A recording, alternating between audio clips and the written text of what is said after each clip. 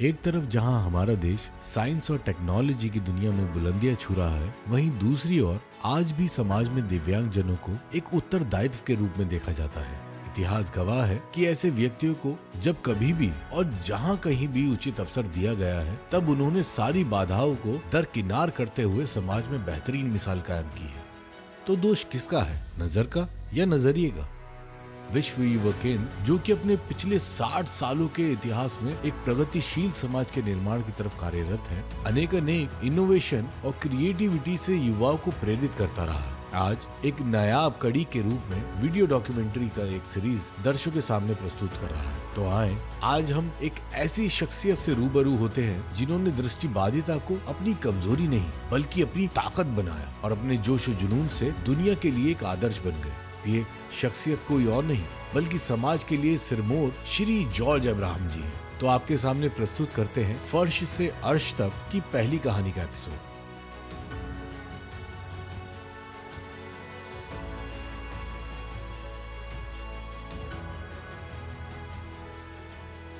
विश्व केंद्र प्रांगण में एक बार फिर से आप सभी का स्वागत है। जैसा आप जानते हैं, डायमंड जुबली सीरीज के अंतर्गत हम एक से बढ़कर एक विभूति को लाने का प्रयास कर रहे हैं और उनसे उनकी जीवन गाथा समझने का प्रयास कर रहे हैं, जिससे न केवल युवा वर्ग बल्कि पूरे मानस जगत में एक अलग पैगाम जाए। इस क्रम में हमारे बीच विश्व केंद्र प्रांगण सौभाग्यशाली है कि एक ऐसे महान विभूति हमारे बीच उपस्थित हुए हैं। उनका आगमन हुआ है जो अपने व्यक्तित्व से और कृतित्व से चमत्कृत कर दिया। मानव जाति को तो चमत्कृत किया ही है, विश्व में एक नया पैगाम दिया है, और वो व्यक्ति और कोई नहीं बल्कि हमारे जॉर्ज अब्राहम साहब हैं। आपका विश्व केंद्र प्रांगण में सादर सादर स्वागत। शुक्रिया। मैं जानना ये चाहूंगा आपसे सर्वप्रथम कि एक व्यक्ति ऐसे होते हैं जो अपने आप में सिमट कर रह जाता है और अपने परिवार की देखभाल करते जिंदगी गुजार देता है, और एक व्यक्ति में ऐसा विजन होता है, ऐसा उसके जीवन का दर्शन होता है कि वो पूरे विश्व को अपना एक परिवार समझ लेता है, अपना एक कुटुंब समझ लेता है। तो आपकी जो ये संघर्ष की कहानी रही है, जो कि एक फर्श से लेकर अर्श तक पहुंची है, इस संघर्ष की कहानी मैं चाहूंगा आपके ही श्रीमुख से हमारे दर्शक तक पहुंचे तो वो ज्यादा अच्छा होगा। तो मैं आपसे आग्रह करता हूं कि आप अपने जीवन गाथा का एक संक्षिप्त परिचय, कि ये संघर्ष की कहानी कैसे बेमिसाल हो गया, कैसे अद्वितीय हो गया, और इसमें क्या क्या संकटों का सामना करना पड़ा, आपके श्रीमुख से सर। बहुत बहुत शुक्रिया, आपने हमें यहाँ पर बुलाया और हमें मौका दिया कि हम अपने कहानी संक्षेप में बोले। जब मैं 10 महीने का था तब मुझे मेनिंजाइटिस एक बीमारी है जो दिमागी बीमारी है। अक्सर लोग इस बीमारी के शिकार होते उनका डेथ हो जाता है, देहांत हो जाता है, पर मैं भाग्यशाली रहा कि मैं उस कठिन बीमारी का जो परीक्षा से गुजरे और ज़िंदा बचा। पर बचते बचते मेरे आँखों का जो नब्ज़ है, मेरा जो आँखों का जो पर्दा है, वो दोनों डैमेज हो गए और मैं दृष्टिबाधित हुआ। और जहाँ तक मेरा याद जाता है, मैं दृष्टिबाधित रहा हूँ हमेशा। हालांकि बचपन में थोड़ा बहुत दिखता था, पर करीब बड़े होते होते करीब 40-45 साल के जब उम्र हुआ तो दिखना बहुत कम हुआ और केवल रोशनी नज़र आता है।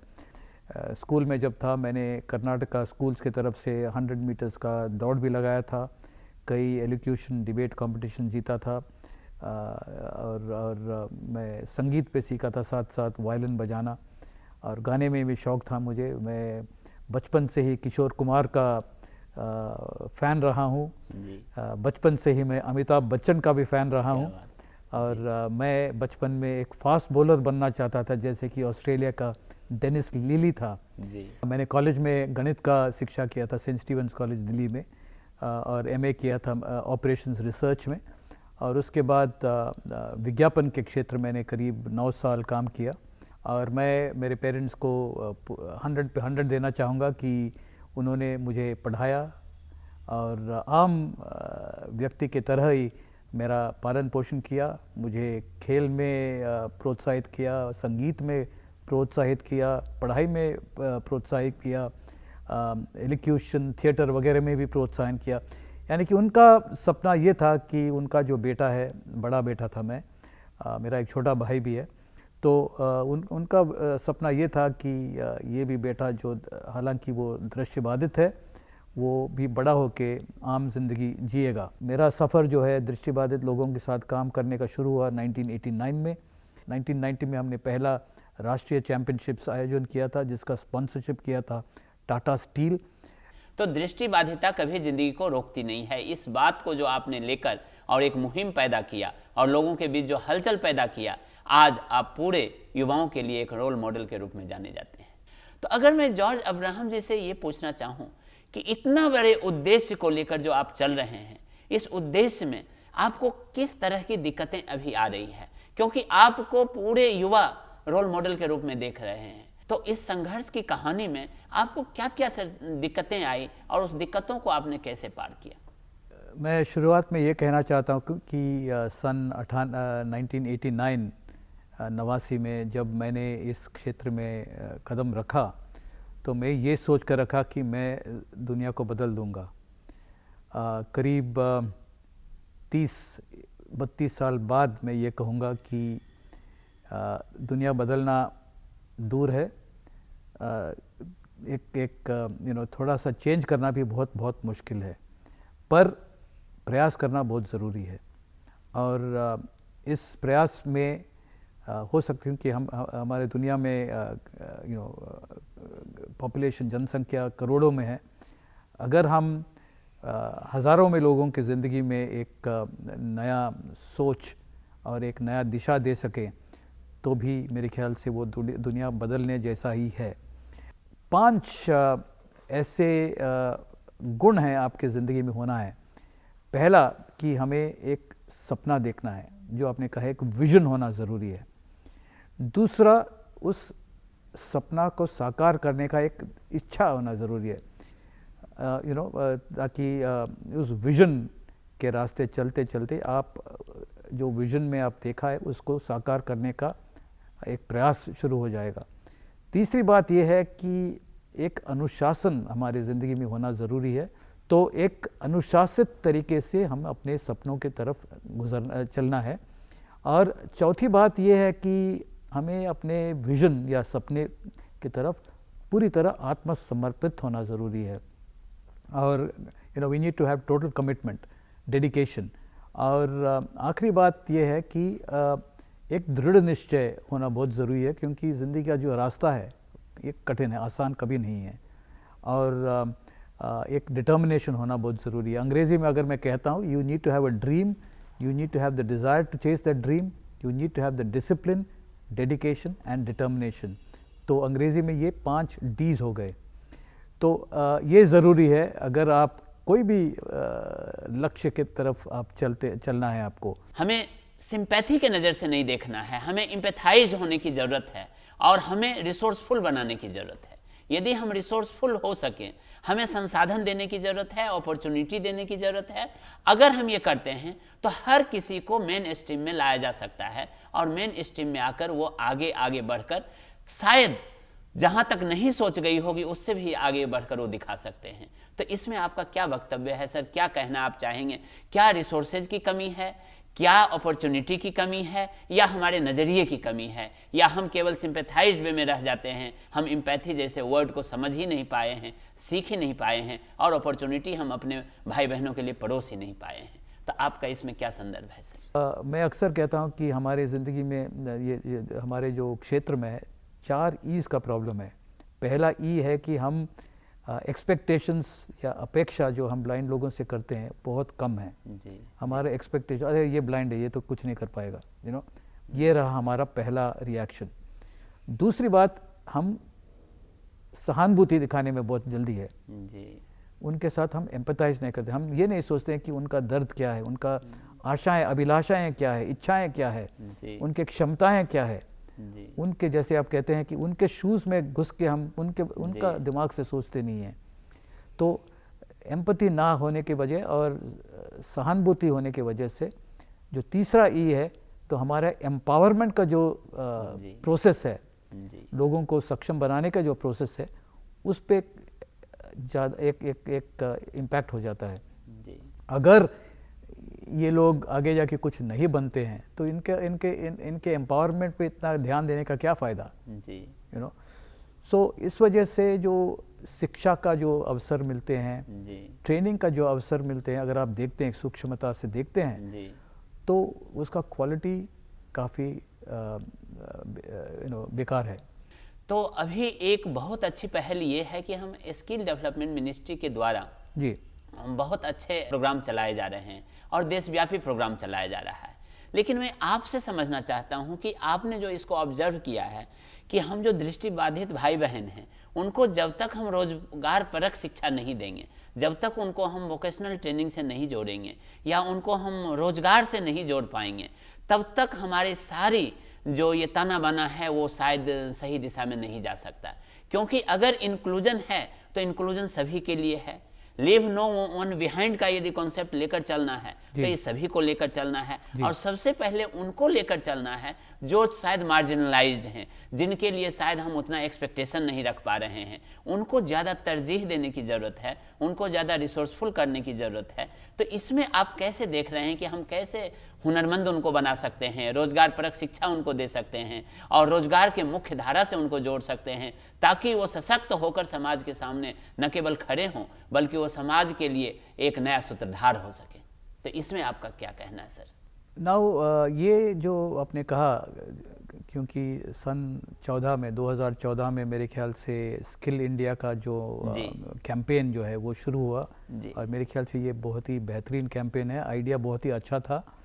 नाउ जब ऐसा प्रोग्राम और कैंपेन का ऐलान हुआ, जाहिर है कि फंड्स भी आएंगे, उसके साथ एक नया मिनिस्ट्री का स्थापना किया गया, गठन किया गया, एक नेशनल स्किल डेवलपमेंट कॉरपोरेशन का NSDC का स्थापना किया गया, फिर सेक्टर स्किल काउंसिल्स का स्थापना किया गया। ये सब अच्छे कदम हैं, पर आप देखेंगे कि ये जो सारे जो प्रयास जो है, NGOs जो जिनको फंड्स दिया जा रहा है, कई ट्रेनिंग इंस्टीट्यूट्स को जो फंड्स दिया जा रहा है, ये सब जो लो हैंगिंग फ्रूट्स जो कहते हैं अंग्रेज़ी में, जो आसान टारगेट्स हैं, जैसे कि फिज़िकली चैलेंज लोग हैं जो देख सकते हैं, सुन सकते हैं, सिर्फ उनका शारीरिक प्रॉब्लम है, जैसे कि पाँव में प्रॉब्लम है या हाथ में प्रॉब्लम है, तो इनका ऊपर ज़्यादा ध्यान दिया गया, क्योंकि हमें टारगेट्स तक पहुंचना है। एक टारगेट्स इंपॉर्टेंट हो गया। तो जैसे दृष्टिबाधित लोग हैं वो पीछे रह गए, और ताज्जुब की बात यह है कि अगर आप एजुकेटेड डिसेबल्ड लोगों को देखेंगे तो ज़्यादातर वो ब्लाइंड लोग हैं। हर साल आप देखेंगे कि कई यूनिवर्सिटीज़ भारत से ब्लाइंड लोग ग्रेजुएट होके, पोस्ट ग्रेजुएट होके, डॉक्टरेट होके निकलते हैं, बट ऐसे लोगों के लिए नौकरियां कहाँ हैं? और अनफॉर्चुनेटली ये स्किल डेवलपमेंट का जो कैंपेन है उसमें ऐसे लोगों को पीछे रह गया, ऐसे लोग पीछे रह गए। क्या जाना चाहिए सर? अगर आप एक तो मैं कहना चाहूँगा यहाँ पर कि ये टारगेट देना अच्छा है, एक संख्या देना ज़रूरी है, पर डिसेबिलिटी वाइज संख्या देना भी बहुत ज़रूरी है। मैं ये सेक्टर स्किल काउंसिल जो फिजिकली जो PWD का जो सेक्टर स्किल काउंसिल है, उसका बोर्ड में मैं भी पिछले 2 साल से हूँ, और मैं बार ये सवाल उठाता हूँ कि हम लोग दृष्टिबाधित लोग जो पिछड़ गए हैं उनके लिए हम क्या कर रहे हैं। एक उदाहरण के तौर पे, अभी हमारा बैंक जो है, अभी जब हम बच्चे थे, हम बड़े हो रहे थे, स्कूल में पढ़ते थे, अगर बैंक में जाके कुछ पैसा लेना था या किसी को, हमें बैंक तक जाना पड़ता था, और बैंक के मैनेजर और ऑफिसर्स के साथ बात करना चाहता और उनको कागजी कार्रवाई करते थे। आज के तारीख में सब कुछ सेल फोन पे होता है, मोबाइल ऐप्स होते हैं। नाउ जब ये मोबाइल ऐप्स बनाया जाता है तो अक्सर ये नहीं सोचा जाता कि इस ऐप को ब्लाइंड लोग भी यूज़ करेंगे, एंड एज अ रिज़ल्ट ये एक्सेसिबिलिटी है वो पीछे रह जाता है। तो एक बात ये है कि टेक्नोलॉजी भले ही हमारे देश को टेक ओवर कर रहा है, अच्छी बात है, हमारी शिक्षा प्रणाली हो, हमारे जैसे आपने कहा कृषि हो, फैक्ट्रीज हो, सरकारी दफ्तर हो, कहीं भी हो, फिल्म इंडस्ट्री हो, स्टूडेंट्स हों, जो जी, भी हो, जी, हर पहलू में टेक्नोलॉजी अभी आ रहा है और धीरे धीरे आप देखेंगे कि हर गांव में टेक्नोलॉजी का चमत्कार देखेंगे आप। पर ये जो टेक्नोलॉजी प्रोफेशनल्स हैं इसको जो डेवलप कर रहे हैं, उनको ये सोचना और समझना है कि सारे लोग जो हमारी टेक्नोलॉजी यूज़ करते हैं और सारे लोग करेंगे हमारी टेक्नोलॉजी को, उसमें दृष्टिबाधित लोग भी हैं, ऐसे लोग भी हैं जो सुन नहीं सकते हैं, बोल नहीं सकते हैं, ऐसे लोग भी हैं जिनको हाथ नहीं चलते हैं। तो इन लोगों के लिए भी अगर हमारे समाज का हिस्सा उनको रहना है तो एक्सेसिबिलिटी बहुत ही इम्पोर्टेंट है। और हमारे हर व्यक्ति, हमारे देश के हर व्यक्ति को ये सोच के चलना है कि हमारे देश जो है ये एक विविधता का देश है, और इस विविधता या डाइवर्सिटी में दिव्यांग या विकलांग लोग भी शामिल हैं, और ये भी इंसान है, ये भी हमारे मानव संसाधन का एक हिस्सा है, ये भी हमारे परिवार का एक हिस्सा है। इन सबको हमें शामिल करके, समावेशित करके ज़िंदगी, देश का जो प्रगति है उस प्रगति के राह पे चलना है। सर, आप हमारे विश्व केंद्र में प्रांगण में आए, अच्छी हमने बातें किए, अच्छी चर्चाएं हुई। इस बीच जितने भी सिविल सोसाइटी ऑर्गेनाइजेशंस के लोग हैं, यूथ ऑर्गेनाइजेशंस के लोग हैं, स्टूडेंट्स हैं, आमजन हैं, घर के पेरेंट्स हैं, अभिभावक हैं, बच्चे हैं, सब इसको बड़े चाव से हमारे कार्यक्रम को सुनते हैं। हम इसको समावेशी बनाना चाहते हैं, न केवल यूथ स्पेसिफिक हो या न केवल एक सेक्शन स्पेसिफिक हो, बल्कि ये समावेशी कार्यक्रम है। इसमें सर सभी के लिए आपके तरफ से एक क्या पैगाम है? अगर हमें बदलाव लाना है तो हमारे आम जिंदगी में, दैनिक ज़िंदगी में, हमारे डेली लाइफ में हमारा एंगेजमेंट दृष्टिबाधित लोग या विकलांग लोगों के साथ होना ज़रूरी है। और मेरा कहना है कि ये जो सारे यूथ ऑर्गेनाइजेशंस हैं, ये सारे अपने कार्यक्रम को समावेशित बनाएं। समावेशन से जो कार्यक्रमों में भाग लेते हैं उनका सोच बदलेगा। अगर मैं मेरा खुद का स्कूल की तरफ देखता हूँ तो मैं अकेला था जो दृष्टिबाधित था, मेरे क्लास में करीब 40 लोग थे। आज भी मैं जब उन 40 लोगों के साथ उठता बैठता हूँ, और कॉलेज में करीब 400-500 लोग एक साथ मेरे साथ जो एनकाउंटर्स हुए हैं, इन सभी लोगों को ये एक सेंसिटिविटी और एक अंडरस्टैंडिंग है कि दृष्टिबाधित होना कोई रुकावट की बात नहीं है। ज़िंदगी चलता है, ज़िंदगी बहुत ही अच्छी तरह से चलेगा, और और ये भी हमारे जो समूह है या समाज है उसमें अपना कंट्रीब्यूशन करेगा। तो मेरा सुझाव यही है कि जो भी संस्थाएं हो, यूथ के साथ काम कर रहे हो, हमारे देश का भविष्य का जो जनसंख्या के साथ काम कर रहे हैं, वो समावेशित करें, ताकि हमें फिल्म दिखाने की ज़रूरत नहीं है, बातचीत करने की ज़रूरत नहीं है, खुद अनुभव के साथ लोग सेंसिटाइज हो जाएंगे और एक बेहतर समाज बनेगा। बहुत बड़ी बात सर। विश्व केंद्र के इस मुहिम में आप न केवल शामिल हुए, बल्कि आपने बेबाकी के साथ सभी बातों का रखने का प्रयास किया, और हर जन के लिए आपने एक पैगाम दिया। आपने जो सर ये अनमोल समय हमारे लिए निकाले, इसके लिए विश्व केंद्र प्रांगण और विश्व केंद्र परिवार की तरफ से हम आपको हार्दिक आभार व्यक्त करते हैं। बहुत आभार, बहुत धन्यवाद सर। बहुत शुक्रिया, और ये मेरा सौभाग्य है कि आपने मुझे ये मौका दिया। Thank you. Thanks for watching. For more updates, please subscribe to our official YouTube channel and follow us here.